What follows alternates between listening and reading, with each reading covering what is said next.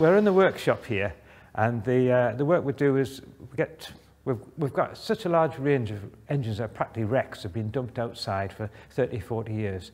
Now, some of them might just become museum pieces painted up, but we've got to have a certain number that actually work effectively in good order. So we completely dismantle them. For instance, we lift the frames and the boiler off, and we end up with wheel sets.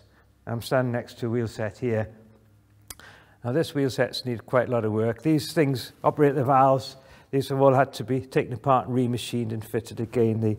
The axles, the rusty worn bearing journals have been remachined, the wheel bosses, the tyres remachined. There's a lot of detailed work on each one. We'll have to rebuild the bearings that fit on, make them fit the frames.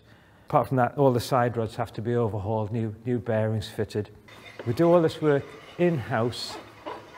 Here we are fitting new tyres to the locomotive Horden, and it works by getting the tyre up to a certain temperature, so that it's actually only about 30,000 of an inch bigger than the wheel, and then we gently drop the wheel in and allow it to shrink on. There's very little we have to go outside to do on repairing a locomotive. We may get some of the boiler work, major riveting done, but unlike a lot of railways, we do just about everything ourselves. We're quite proud of that. This workshop is full of a wide range of machine tools. We've got a welding bay as well. We can do pipe work, sheet metal work, heavy turning, boring, milling of metals. We don't cast new parts. We get them cast a few miles away, but we machine everything. We have to work out the sizes of everything to get them back to the original design sizes. And that's usually quite difficult because we haven't got the original drawings. Trying to work out what things should be takes an awful lot of time.